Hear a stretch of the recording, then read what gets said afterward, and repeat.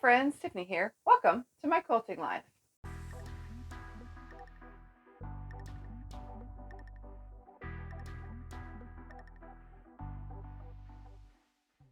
In today's video, we are going to show you, or I'm going to show you, I always say we because you guys are there and you're here with me on your TV at your house or your phone. I mean, however you watch. Anyways, so I'm going to go through my room and I'm going to pick the things that I use or love the most.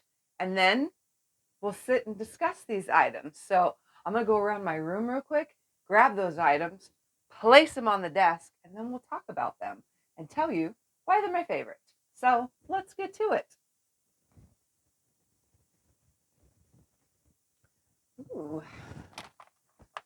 one of my favorite items. Let's see. What do I love that's over here? I don't know. What do I love that's right here? Ooh, I love this. Definitely love this stuff. Oh, this is part of the other things that I love.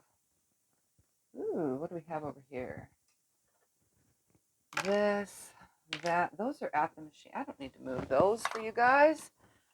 Oh, we like that. Ooh, we love this. This is part of that.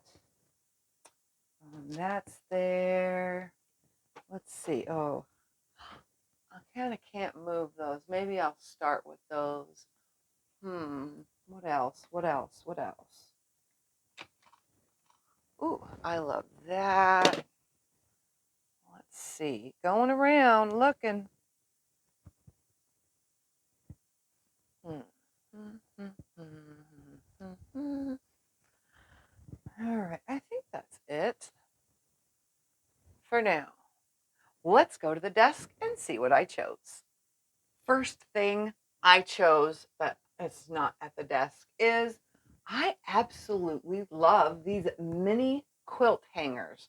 I don't know why. I like to make mini quilts, but I also like the decorative hanger that you can hang them on.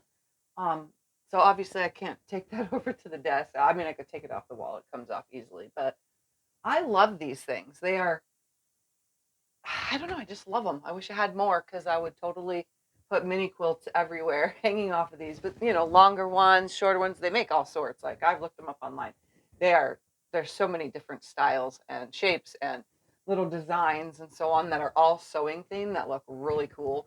So I would have to say these are one of my favorites. So if you like making little quilts, mini quilts, anything that, you know, you can put on these quilt hangers, like I said, they sell them pretty big, up to like 22 or more inches with decorative stuff on them. But if I had more, I would totally hang some more because they're so adorable and they're fun and versatile because you can hang up to bigger quilts on them. They don't have to be these little mini things, but I like the mini things. So anyways, let's move on. And if you do want to hang bigger quilts, like these hold up to 35-inch quilts. So I just used a dowel and these like hooky things. And I love to hang my quilts. So they're hung all over my house, all different places. And yeah, I just put them on a dowel. Like I didn't even paint the dowel. In the other room I did. In my living room, they're painted black to go with all the picture frames and stuff. But in here, they're just regular wooden and they're hooked up with these plastic things that don't always stick to the wall. But because we have textured walls that are really textured. If we had a flat wall, they'd probably stick a lot better. But anyways, I love the quilt hangers. Either way, I like the decorative ones better, but these, they'll do. So one of the most amazing things that I love that you have to have in a sewing room because you can't sew without it is my machine. I love the Juki TL2010Q. Yes, it's heavy. Yes, it's a workhorse. And yes, it gets the job done. And the one thing I love is over all the machines I've ever had, this one I literally can just turn on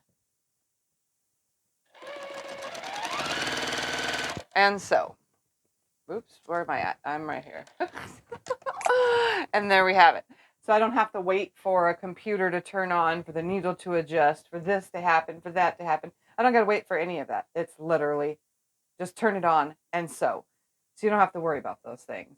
It's very easy to use. It literally just has a thread cutter built in. The tension you leave it, it's always there.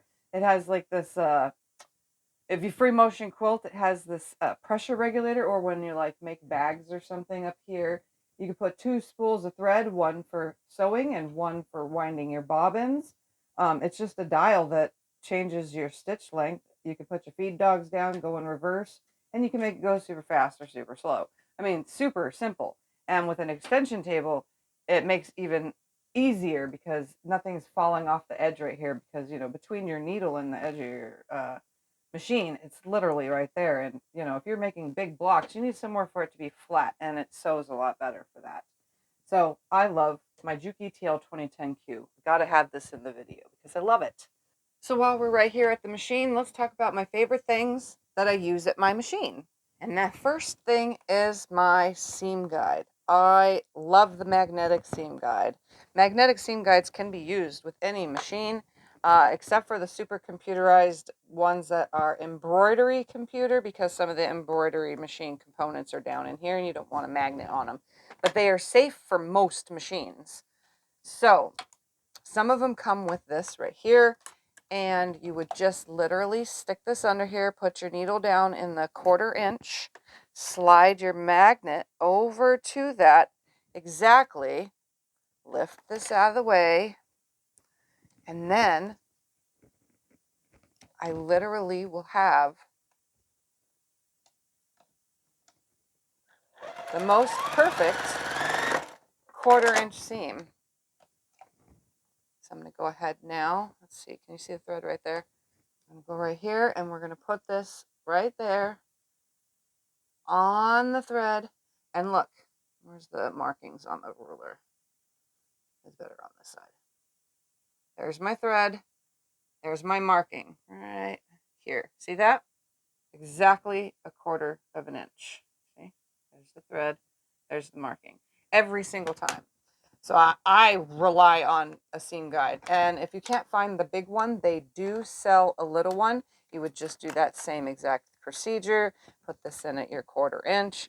Butt this right up to it. And then sew your 1/4 inch seam.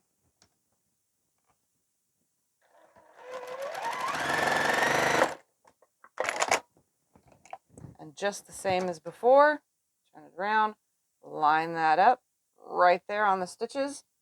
There on the stitches, and look, 1/4 inch. Perfect. So I definitely, highly recommend a seam guide. Also, while we're right here, seam tape.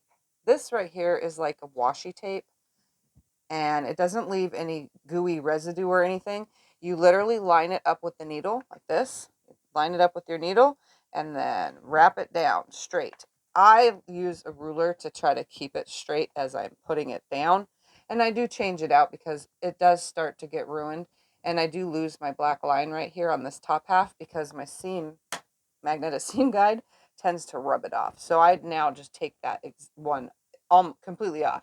But if you don't have the seam guide, you can actually just follow this black line on here with your fabric and have your 1/4 inch seam still be perfect. But I struggle with holding it straight and not having it go different directions. So I prefer the magnet over that. But this is actually perfect so that you can take your fabric and you line on the black line with your points and line the foot up here at the top. Oops, wrong thing. Line the foot up at the top, the bottom at the black line, the whole way. So you can turn it around and sew the opposite side, lining it up with the line, putting your foot, you know, your sewing foot along there. And now I have just sewn on both sides of a line that I didn't have to draw. And I just cut it apart like this. And you have your easy peasy half square triangles. If I can open it. Easy peasy half square triangles. And I got 2 of them by using just this tape and not spending 500 hours drawing a line. And while we're right here, let's talk about snips. I love these snips. These are just generic brand snips here. So I'm going to sew right here. I'm going to use this black line, but again, I'm not very good at that. And then I'm going to just turn this around right here. Sew the other side. And literally, these little snips, snippity snip, snippity snip. Get all these little threads, snip and snip. So easy. They're easy to grab. I have a bunch of them. I keep them at all the machines when the machines are out. And I just love them. And then, now that I have a 1/4 inch seam all the way around this lovely piece, I can cut from corner to corner right here. And then pretend that I'm cutting from corner to corner right here. That seems about center. Let's do that again. This seems about center right there. And then I make myself little tiny half square triangles because I sewed all the way around that piece in this lovely demonstration. So highly, highly recommend these little snips. They're just quick, get the job done. They get up close. You want to get all those little threads off. They just get right up close, so on and so forth.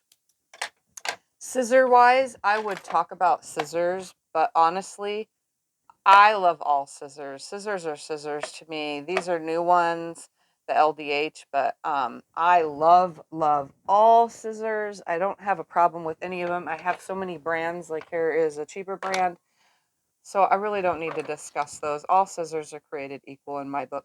While we're right here and you see all those videos I have that I struggle with keeping my machine threaded while on camera, which has been happening since I've been on camera already, I have this lovely hummingbird by Dritz, and it has, if you pull this back, there is a little tiny hook. Oh, it's not going to focus. There we go.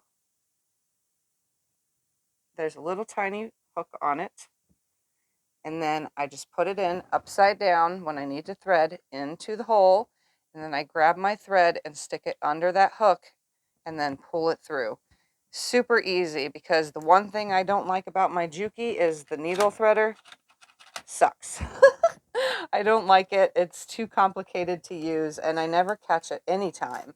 So I just use this little Dritz hummingbird. This is my favorite little thing and it's super easy to use. Only thing is it works better with these side machines, because on a front, when you have to put the needle in through the front, this is hard to get back into the hole to pull it through. This is better for side threading needles, which is this right here. This is a side threading needle, not a front thread.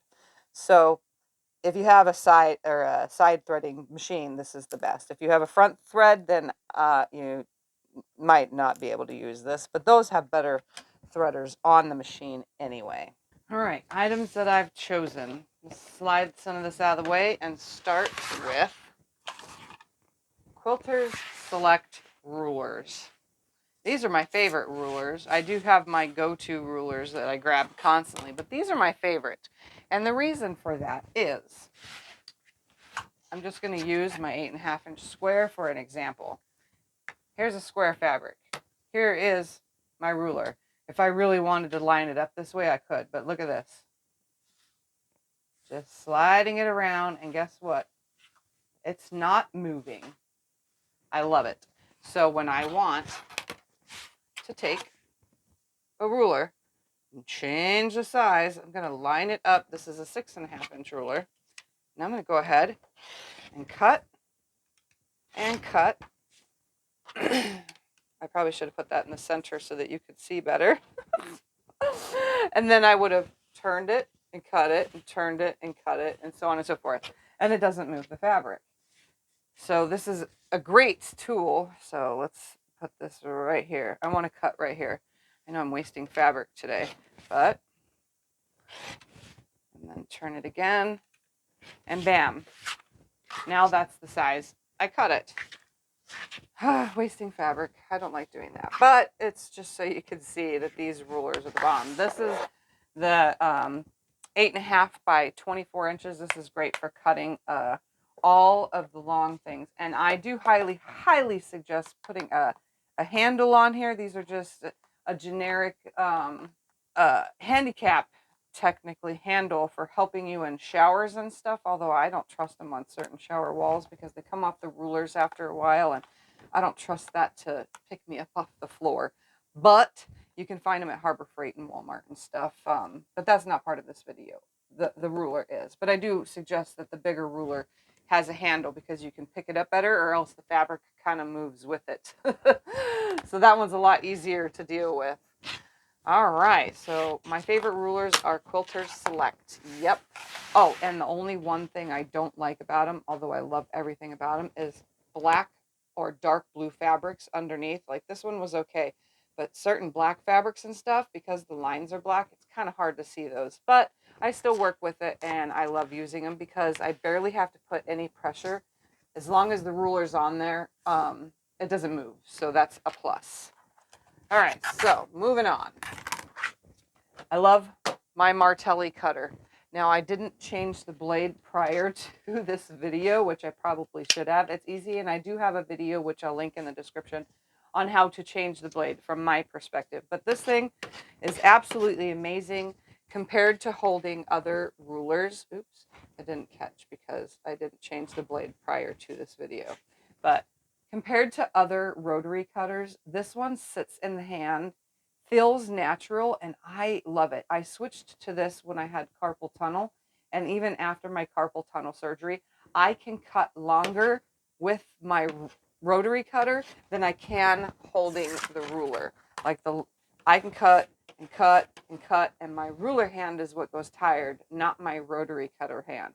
Now, if you're left-handed, they do make a left-handed one, although, can you use this with your left hand? I mean, you could if you absolutely needed to, but yeah, they make a left-handed one, which is a blue handle, and then the red handle is the right-handed.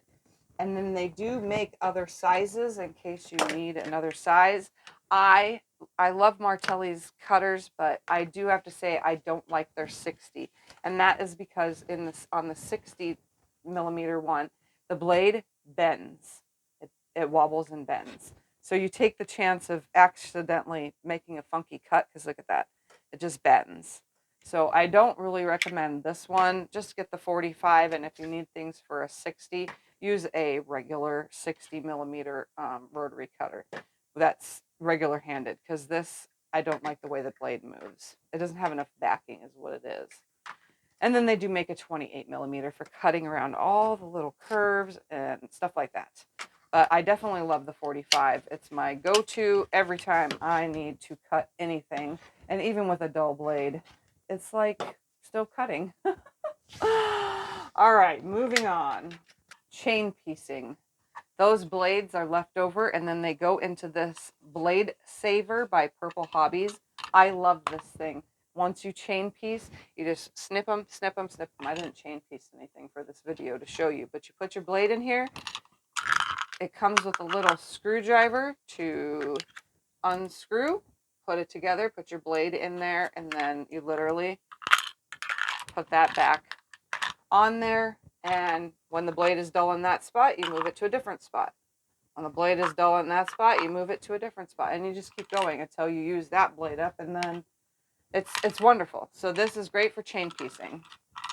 Next, I know, I don't use pins, but when I do, my favorite pins are the yellow heads because they're longer, and I don't know, they're just easier for me to see and grab compared to other pins. So I do like these yellow head pins. And I also love that this is a magnetic Purple Hobbies case, and if I had smaller pins, I could put that on there. But this is its little base. It's a flower, and I'll put, like all the other products, I'll put a link in the description so that you can find this item. But this is just a little magnetic pin container, and they usually stick in there very nicely, and I like yellow head pins, but you know, I don't really use them much. The next thing I love is shoe boxes. The plastic shoe boxes you can buy at the dollar store. I don't have a link for these. These things hold so much. If you've seen in my videos on my shelves, I literally have tons of these boxes. These boxes are very versatile. I can put whatever I want in them and it holds my item.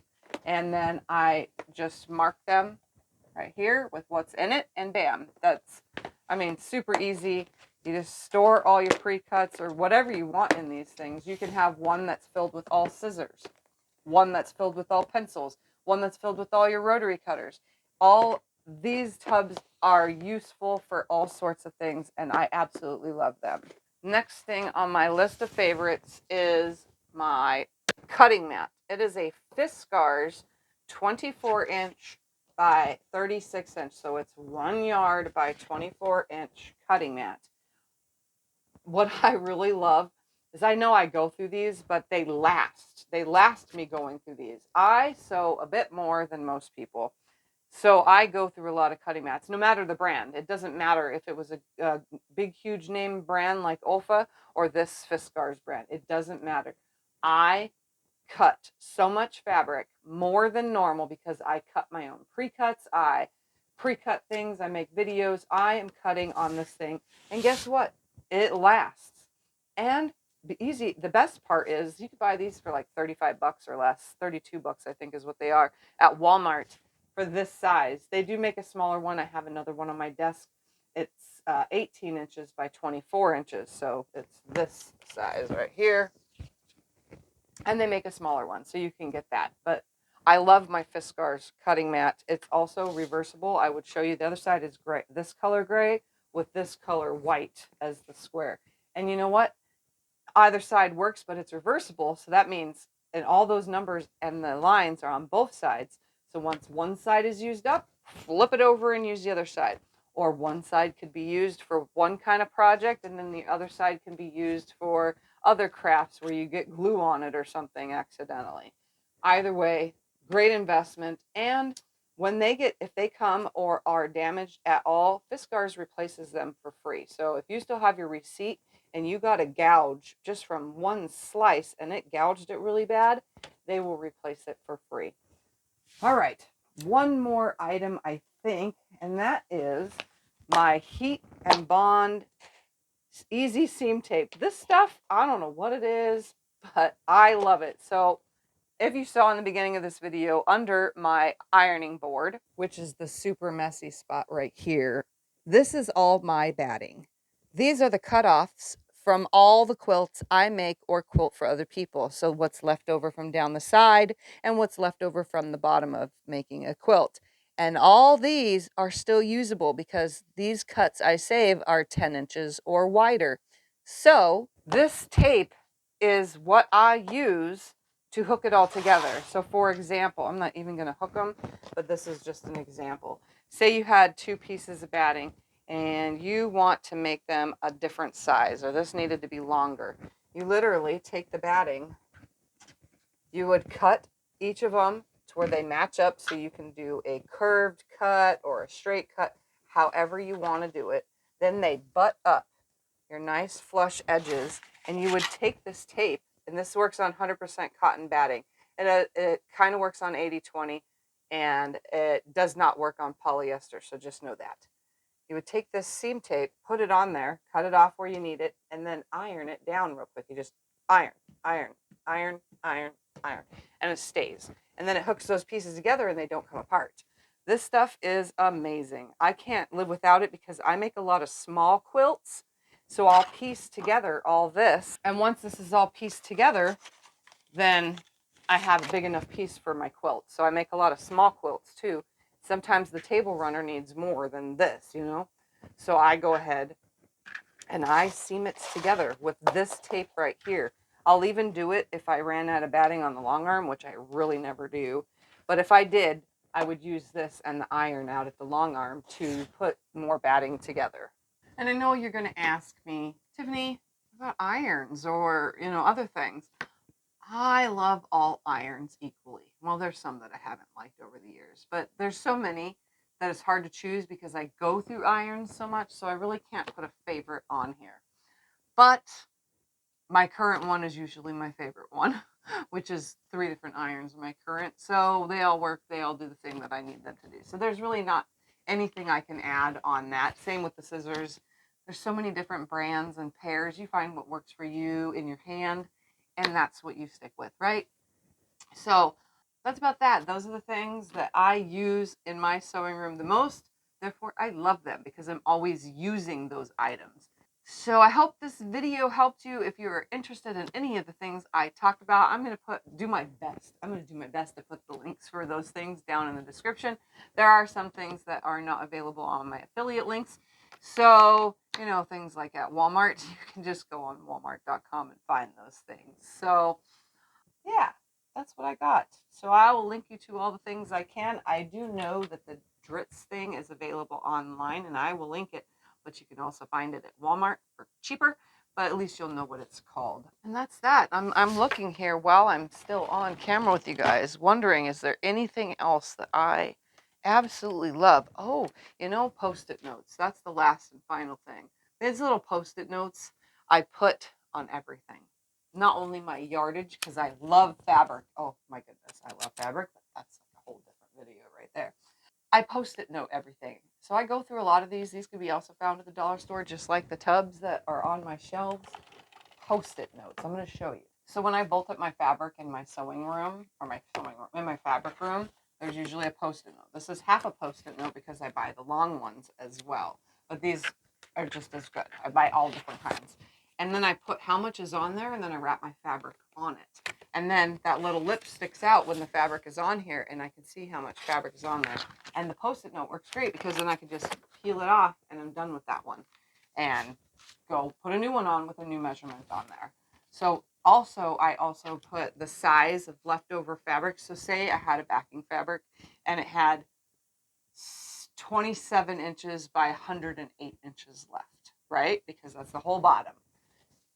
I take a Post-it note and I put that measurement 27 by 108 on there, fold it up, put the note on, stick it on with a pin, and then I stick it in a drawer. So when I have a smaller quilt that needs backing fabric, I will go through and do that. But again, that'll be another video on how I do these weird things, you know, like the things that I do to keep organized. But again, another video, another time. Anyway, I do love Post-it notes. That's part of what you need in your sewing room, is some Post-it notes. That's it, I think. I think I'm done. I got it all. I covered it all. All my favorite stuff. Hope you like my favorite stuff, and I hope you have your own favorite stuff that you use every day. Anyway, I'm going to go. See you later. Bye-bye. Take care. Toodles.